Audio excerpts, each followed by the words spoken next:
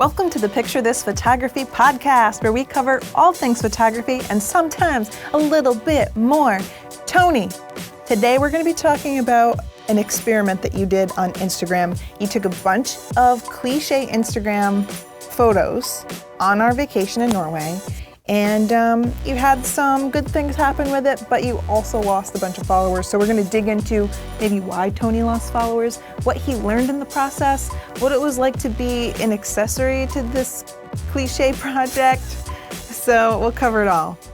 Okay, first, this episode is brought to you by our own store where we sell stuff that we made, like stunning digital photography, the world's #1 photography book with 14 hours of video and access to a private Facebook group, and the Art and Science of Photography video training series, which has 10 hours of video to take your photography to the next level. We also have a Lightroom book, we have a Photoshop book, and we're going to be giving you 25% off. So if you love this podcast and our other content, please support us by going to northrop.photo, and you can use the coupon code CLICHÉ to get 25% off.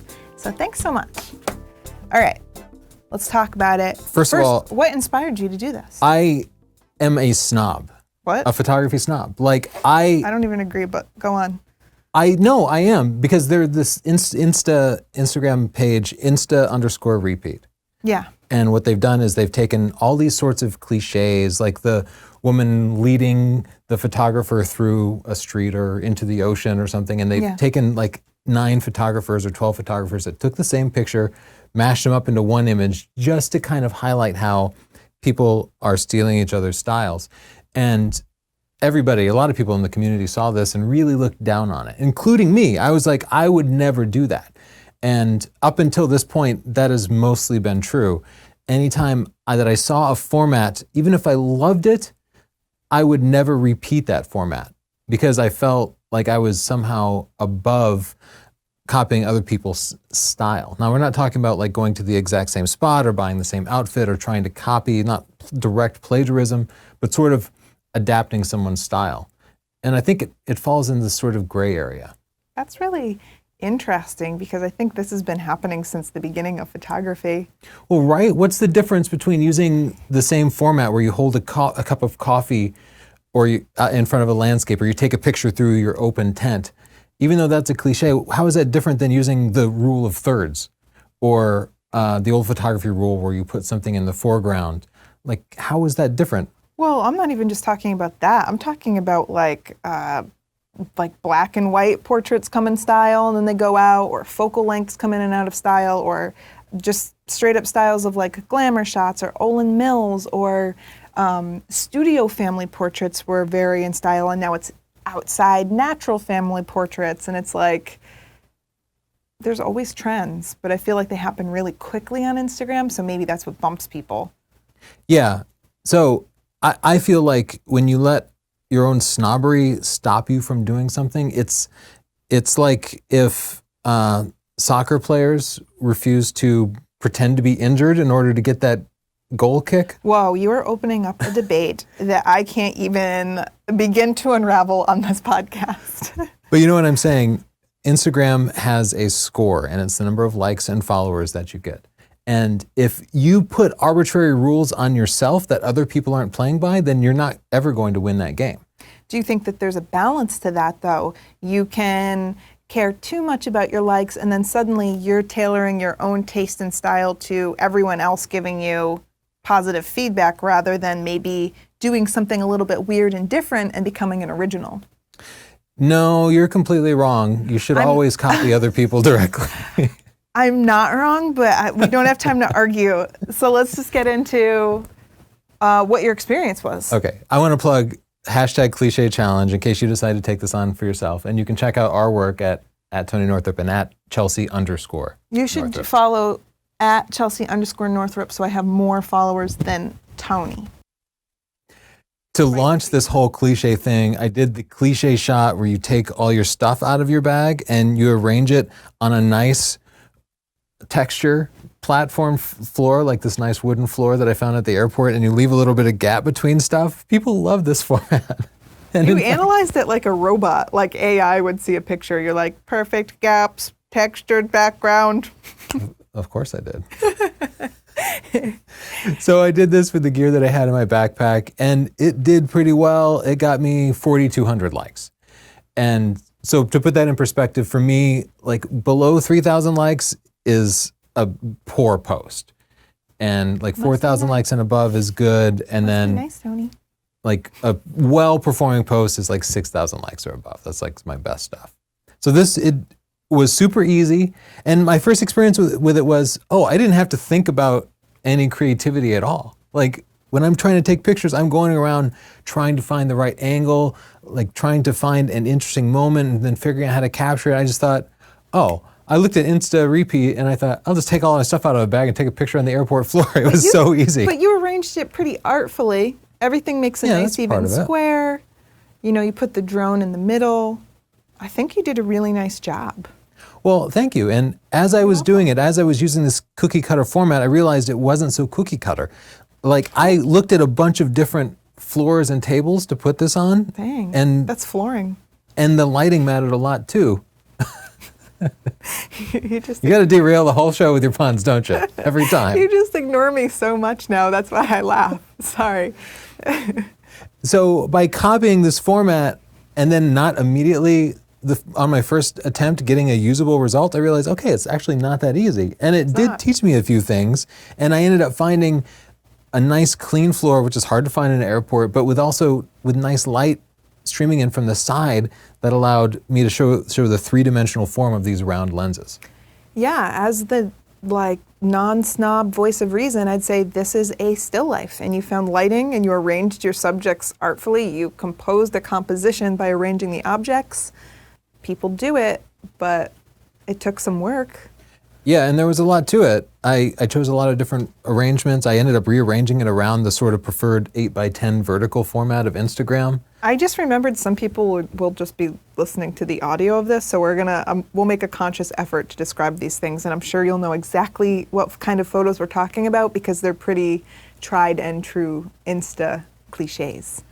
After we got to Norway, we went to our friend Erland's gorgeous cabin, and he had this amazing landscape. And before this cliche challenge, I would have just taken a picture of this landscape. Maybe I would have looked around for some rocks or a log or something to put in the foreground. Gotta have that log. But with this Insta challenge in mind, I thought I'm gonna stick a person with their arms out in a big V in front of the landscape, because that's what people do. There's a beautiful landscape and then there's somebody in the foreground like, wow, landscape, because we all know as soon as you see a pretty scene, your arms immediately go up and out. It's telling a story. So you take a picture of the landscape and it says, this is just a landscape. You put someone in the photo and suddenly the story is how these people felt about the landscape. Yes. It makes sense why it became a cliche. It takes something that's not alive and then it gives an emotional reaction to that thing. And it's following a very old landscape rule of having something in the foreground, middle ground, background. That's just this oldest rule to add some depth to it. But it's letting you use a focal point that you probably have with you, which is a person. It's a great idea. And that's why it's a huge success, because it worked. But not only that, but I made it my own. I didn't just grab, the cliche as one person standing in the foreground. Yeah. And we were traveling with our daughter Madeline and our niece Maya, and I had them both kind of put their arms around each other and put their hands up. So it told a very personal story, and the location and time and all of that was ours too. So it was part cliche, but part ours. Yeah. That photo got 4,800 likes. So it did. That's pretty good. Quite a bit better than average. But I'm also going to put that in a little photo book for them so they can remember their trip. And can I say, both these shots I took with my iPhone. So no complex camera gear, no processing. I just did it with my iPhone. Sir, between this episode and that confession, prepare yourself for hate mail. Another straight up iPhone shot. We got up at like 4 a.m. that morning, and Erland took us out to this amazing scene. Because he's a tour guide, he knew this private spot where nobody else was going to be, and there'd been like all this rain, so we were literally climbing up waterfalls that used to be paths. Yeah. And I wanted to recreate this shot. We had this stunning view of the fjords, like these big canyons with the ocean running through the mountains. And I wanted to create this shot where the photographer hangs their hiking boots over the edge, and they take a picture of their boots and the landscape in the background. Like your legs. Yeah, your legs and And that's another method of taking a landscape photo, but including something in the foreground. But it adds this awesome element of storytelling to it, because it's not just, hey, this scene exists. It's, I'm hiking, this is what I'm doing, and this scene exists. It's a fantastic format, and that's why the Cliche was so successful. And it's both of us together. It actually looks like that's your foot on the right because of forced perspective. I have the much bigger foot. Yeah, you don't know that about Chelsea, but her feet are like size 15. Epic. I look like a basketball player. How'd this one do, Tony? This one got 6,500 likes. So among the best photos, the most successful photos that I've ever put up on Instagram as measured by likes, because that's how you measure success in life, Chelsea, likes. Wow, I'm doomed. It wasn't just the photo. The photo works for all the reasons we described, but people also put very kind of inspirational quotes. So the words you write matter too. And I got into that part too. And for this I wrote, you'll never regret waking before sunrise, especially with a partner. Hashtag couple goals. That's beautiful and disturbing, Tony. Here's the thing. I knew I needed to write something inspirational to be this cliche. But all the inspirational things I wrote were original, and I actually meant each and every one of them. So we got like a glimpse into your soul, is what you're saying? So by allowing me to set aside my sort of snobbery and embrace this clichéness, it actually made me more comfortable expressing my true feelings on this like big format. And all this came together and made a successful picture that I literally snapped like this with my iPhone, just like, and it did it. For my next cliche picture, I wanted to recreate the one where there's a person standing in the road. Okay. And the scene is always kind of nice, but the road is sort of symmetrical and a powerful visual element in it. The road itself forms the background to the person. As we discussed before, you have this personal foreground element, which is a person, but you also get this nice landscape. And the road itself, because of what's the term where the lines fade off into the distance and converging lines? Yeah. The road itself forms these leading lines that take your eye to the subject. You know what else is very nice is that it was raining, so the road is nice and shiny and reflective. Mm-hmm. And we drove around so much just looking for the right spot to take this picture. Yeah, we didn't go out of our way, but we were keeping an eye out for the perfect opportunity. But that was part of it too, because I wanted to take this specific cliche shot. I had my eyes attuned to something I wouldn't normally have been looking for, which is the perfect section of road. I just wouldn't have been thinking about that. Do you feel that this challenge made you more creative? Because to me it sounds like it let you open yourself up to more photo opportunities. And I, as your wife, know you to be someone that makes a goal and then gets very focused on that one thing, rather than, you know, being open to just like taking a detour for something else. Yeah, I am very goal focused, and I do feel like it helped me with my creativity, partly because I get hung up on information overload sometimes. Yeah. If you are going through a new part of the world and you just want to take a great picture with no restrictions, there's almost too much. You see lots of beautiful things, you start to see lots of flaws in things, it can be overwhelming. But by limiting myself to, I just need to find a nice section of road, I have everything else lined up, I found that section of road. And I got a picture taken, and I liked the way it turned out. So by having this recipe, I was able to make progress, but I was also able to improvise in the recipe. This isn't exactly the shot that anybody else took. I took it of our tour guide, Erlen, and... Tour guide or friend. A tour guide and friend, yeah. And I thought about what he meant to me, and to me, one of the first things, we knew when we arrived in Norway it was going to be raining like all week. And one of the things he said was that in Norway, every day the kids go for a walk, it doesn't matter what the weather is. Their parents just put them in the right rain gear. And he was like, we're going for a hike whether it's raining or not. And I was like, wait, what?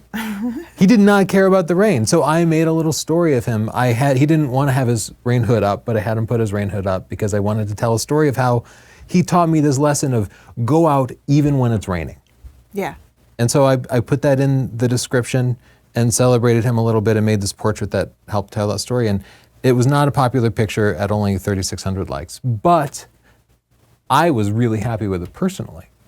And it's not a shot I would have got. I actually like that one better than the other one, so. Me too. I don't always like pictures that I put up, even when I know other people will like them. But I like this picture of him. I find that a little frustrating when I'm especially proud of a photo and nobody else likes it. But you just kind of, you got to take one for you and one for them, right? Yeah, also just taken with my iPhone. This one was my least popular picture, and it's the one that lost me a particularly large amount of followers. It is the most cliche of all the pictures. The best camera is the one you have with you. And you probably made people upset because you were taking a photo with your phone, which our audience in particular would not like. So I'm guessing that most people wouldn't see a drastic drop in followers if they did cliches. I think that your Instagram followers were particularly put off that you showed you were using a phone. Yeah, the shot for people who are listening is you hold out the phone in front of your camera, and so you can see the landscape behind the phone, but mostly you see the picture being taken on your phone. Yeah. I think what makes this successful is, first, you have a foreground and a background element. The phone's in the foreground, the landscape's in the background, but also it's very relatable. And a lot of these cliches are so relatable because everybody has their phone. And in fact, they're looking at their phone now. So they're looking at their phone, and then they see you looking at your phone, and what are you seeing? You're seeing this beautiful landscape. A big part of travel Instagram is living vicariously, I think. And when you make it that extra level of relatable, people live a little bit deeper. It's aspirational. Yeah, being aspirational is a key element to travel photography, and that's something I'm just kind of learning. Another relatable picture is, this is a very cliche thing, but you hold your coffee mug out in front of some beautiful landscape or in front of your tent. You've all seen it before, the coffee mug in a natural environment shot.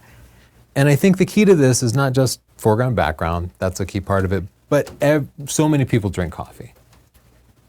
And they have it every morning. And so this is something we can immediately relate to. Often you're drinking coffee while you're looking at the pictures.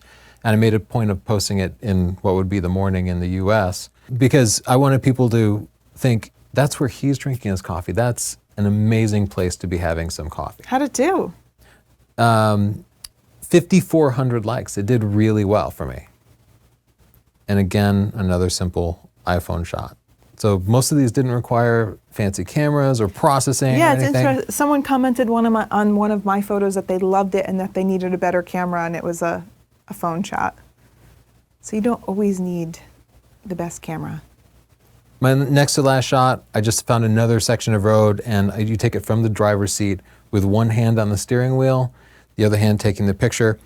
Again, it's relatable. People commute to work all the time, but they have very boring, ugly commutes, and so you kind of share this amazing commute, and it makes people want to be like, oh, I got to go travel so that's what I'm staring at while I'm stuck in traffic or whatever. That one got me 3,200 likes, which is only I'm not a fan of that one. Yeah, do you think I did it wrong, or is it the format? Was the scene itself not great? We had nothing but rainy days for the most part. It's a combination. The road ends, and I think that if the road had continued, it would have been better storytelling. Yeah. I think it might be the picture. Yeah, the picture itself is kind of flat. I probably could have done better. But at the same time, though it's a cliche, it doesn't mean it's easy. Like finding a scene and putting it together so it looks great was actually really hard to do. So that's a really good point that you're making. Just because it's been done before doesn't mean it's easy to do. And I think sometimes people undervalue a person's work if they feel it's what they deem cliche. And if you're the best of every cliche, that's excellent. That means that not only are you taking great pictures, but you're inspiring a lot of other people to take pictures. And I think that's actually quite nice. Yeah, it's still hard, right? Another shot that was hard, but total cliche is, it's always the woman who leads the photographer through some beautiful scene. And I decided that I wanted my take to be to have the three of you, you, our niece, and our daughter, leading me through this scene in Stavanger in Norway. And this proved challenging in many different ways, but not the least of which is in the cliche, the woman in the photo is always wearing like a beautiful flowing evening gown and like full makeup and stuff. And I'm dressed like Dora the Explorer. I look like a little chicken nugget in a backpack. But realistically, who travels around like dressed for a night out? Right? No, everybody's living out of their suitcase, especially on like day 4. Well, that's a part of it. I mean, that's a part of the challenge is actually styling your partner or your model for the shot. But this is more of like a family photo picture. We got all three of us in it, and it's a fun memory for us. Yeah, and it got 5,500 likes, and it's not because their picture is a good example of the cliche, because it's not, but people like us, and I think they might have also been happy for me to announce the end of Cliche Challenge for me. They're like, yay, it's People done. were a little mad. I saw people being like, oh, this is a cliche challenge that explains this banality. Like, some people were very upset. Mm-hmm. I also took a couple of pictures that I put up that were more my own style, that were not a traditional cliche, and my own style is a little bit like quirky and geometric, and they didn't do as well as even the cliches, despite the fact that I took more time and effort and I used a real camera and I did post-processing. And Yeah. I know it's because my own personal style is not a popular style. I know whenever I take a picture that I love that most people won't like it. I would do better by taking a picture of a nice sunset or something. So I wanted to wrap up the lessons that I learned by studying and recreating these cliches. And maybe the first is that even if you use a formula or a recipe, doesn't make it easy. There is so much to photography that it's always still a challenge. So don't necessarily look down on somebody who just uses a cliche format, because it's still hard to do a great job at it, real hard. Especially on Instagram for travel, you want to inspire people. That's what people are looking for. But they also care about you personally. So tell a story, tell your story, and be relatable. Things like the coffee cup and the driving, these are things that people do every day, but you're doing it in a different environment. Having feet. And share yourself, share genuine, real, and deeper emotions. People like that. They want to get to know you. That's why they follow you. So as we said, I lost 250 followers throughout this. But what if they were all snobs? Yeah, they were probably all snobs. I mean, I'm sure some people were like, oh, he's taking a picture of taking a picture. Yeah. And they unfollowed. That's okay. We have videos where we put out where we lose subscribers. And I'm like, okay, screw those people. I don't care. Good. Whoa. I don't need everybody in the world following me. So. You make me scared. Some tips: use the hashtag Cliche Challenge. That way everybody else can check out you doing this if you decide to do it. Follow Insta_repeat to see how it's done. Steal from the rich, not the poor. Like, if one thing that struck me is when I looked at Insta Repeat and I saw these people with these cliche photos, they all had like 450,000 followers, like way more than me. Yeah. And I think it's way better to steal their format than if your friend with 12 followers, probably wouldn't be cool to steal what he was doing. Okay, that's an interesting message. It's your last bullet point. Also, just make it your own. So you can use the format, but at the same time, introduce your own style and story and whatever. I want to say, to sum up my experience watching you, you had a lot of fun. I did. I loved it. Yeah, you had a good time. I am recommending people do it. And you'll probably lose some followers, but screw them. I don't think that they will. I really don't. So if you try it, tell us if you lose followers, because I'm guessing you won't. If you like the picture of this podcast and our other content, please go to northrop.photo and save 25% off of our books and videos by using the coupon code CLICHÉ. We have Lightroom books, we have Photoshop books, we have the #1 photography book in the world, Stunning Digital Photography. It's got a 4.8 star rating on Amazon. And we also have the Art and Science of Photography. And if you buy the hard copy, it comes with an SD card so you can reuse it. It's not like having a disc. It's actually useful once you use all of the content. So thank you so much, and see you next week. Bye.